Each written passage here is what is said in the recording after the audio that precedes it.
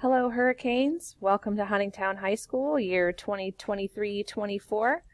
We're going to talk today about Flex Lunch, our flexible learning experience, which occurs in the middle of our day. So let's get started. You should have a handout in front of you that has some places for you to take notes. It has some things and important information for you to annotate as we go. So feel free to have that out as we start. So Flex Lunch has two primary purposes and then sort of like 2.1 and 2.2. So first and foremost, it is a time for you to eat lunch. But it's so much more than that. It also is a daily opportunity for you to get support and enrichment in your classes outside of your class period. But it's also a chance for you to participate in clubs and activities that you wouldn't be able to because of your before or after school commitments. So please keep in mind as we go through this presentation that it really is two 30-minute shifts, not 60 minutes to eat lunch. So we divide our lunch into two 30-minute shifts, 30 minutes for A lunch and 30 minutes for B lunch. And the idea is for you to use 30 minutes as time to eat, and then the other 30 minutes is time for you to participate in those clubs and activities or get tutoring and help from your teachers. So let's talk about the 30 minutes of eating lunch. Where can you eat? Well, you can eat in the cafeteria, which is on the first floor. You can eat in the courtyard, which is that open space in the middle of the building, which is outside. And you can eat in any open classroom that has a teacher. You can bring your lunch, or you can buy a lunch from the cafeteria. But all we ask is that during that time that you put your trash in the large trash cans in the hallways, if you're in a classroom, and if you're in the cafeteria, the courtyard, you put your trash in those same kind of large trash cans that are inside that space. A lot of students then think, oh, well, I can have food delivered. I could get DoorDash or Grubhub or have someone drop my lunch off for me. Or I could just get in a car and go pick something up for myself. Absolutely not. It is not allowed for you to have food delivery of any kind at any time, and it is also not permissible for you to leave the campus. So let's talk real quick about that second 30 minutes. Whether you opt to take that 30 minutes first during A lunch or B lunch, you have a chance to go to an open classroom. And those open classrooms have multiple different opportunities and activities for you to participate in.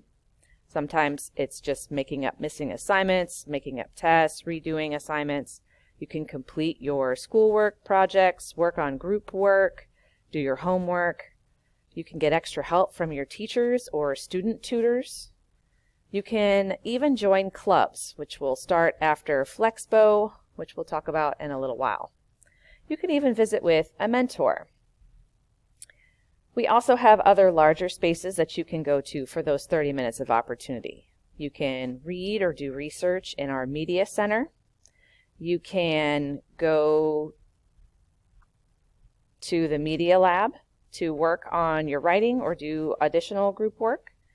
You can meet with your school counselor. You can visit with college representatives. You could even participate in sports in the gym. But we do have expectations for how you're going to behave during that 60 minutes of time in our town. The student code of conduct still applies during that time. That definitely includes cell phone use. We do expect that you're going to arrive to your supervised lunch location within 5 minutes of the bell ringing. You may not be in any space where there is not an adult. We do expect that you stay in your location for the entire 30-minute lunch shift. You may ask for a bathroom pass, but that is all. And there are no passes at the last 10 minutes of any lunch shift, just like in your regular classes. We do expect that you change locations between A lunch and B lunch. Teachers are not required to be open for both lunch shifts, and we also want to make sure everyone can get through the cafeteria. We do expect that you are going to eat during our lunch period. Whether you choose to eat during A or B lunch, we do expect that you eat during lunch, not eat your lunch during sixth period. We do ask that you place your trash in the trash cans provided, and we do ask that you arrive to sixth period on time. And first and foremost, even though it's listed last here, we do hope that you remain respectful to staff. We are here to help you, we are here to protect you, and that is our primary job. So what happens if you don't follow these expectations? Well, disciplinary action will result. The type of discipline will be dependent on the action, but it can include your loss of that freedom of choice during lunchtime. You could lose your parking pass, among many other things. So how do I decide where to go for A or B lunch? Well, teachers usually have this information for their own schedule posted inside their classrooms. School email might also be an option for you to check. But there are some primary questions to answer, because there is an organization on how we have open and closed rooms. We have tutoring days, so you want to know which day is it. If it's Monday, that's a social studies day. So your social studies teachers are all going to be open for tutoring for that day. Do I have homework or makeup work? So I need to know when that teacher is available for me to go to them for that help. And which week is it? We have even weeks and odd weeks, so clubs have different schedules for those weeks. Let's take a look. How do I know what rooms are open? Well, you can check the giant posters in the hallways that tell you what hallways are open, what clubs are open, but generally speaking, every teacher that is open, their classroom doors will be open for you to enter. Just keep in mind that teachers are not required to be open for every lunch shift. So this might be a good time for you to turn your paper over and fill out your handout based on your schedule. So this is the daily hall schedule. So which shifts are your teachers open? If you look at your schedule, you can tell whether if they're in the B and C hallway, or the J and K hallway, or the M hallway, they will be open during A lunches. If they are in E or F, H or I, or L, they will be open B lunches. And of course, the ones on the far right there in that both column, they are open during both lunch shifts. Just keep in mind that in the media center, the media lab, and the gym, there is no food allowed in those spaces. So go ahead and take a moment and just fill out generally when your teachers are going to be open. You can also look at which days they are open specifically for tutoring.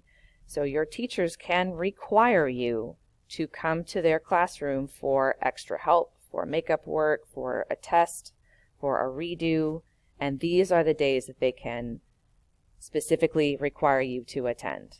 So Mondays during B lunch is social studies. Tuesday, the K hallway for math is A lunch. The L hallway for math is B lunch. Science is A lunch on Wednesday. Thursday is A lunch for English. And Friday, you have any of the elective courses. So world languages, FOT, etc. They have Fridays. So B and C hallway is A lunch and E and F hallway is B lunch. So go ahead and take a moment and just review those and enter them on your chart. We will have a chart, a poster that looks like this in the hallways to help you to find clubs that you may want to participate in. One of the most common things our seniors say is they wish they would have gotten involved sooner. Here are our clubs.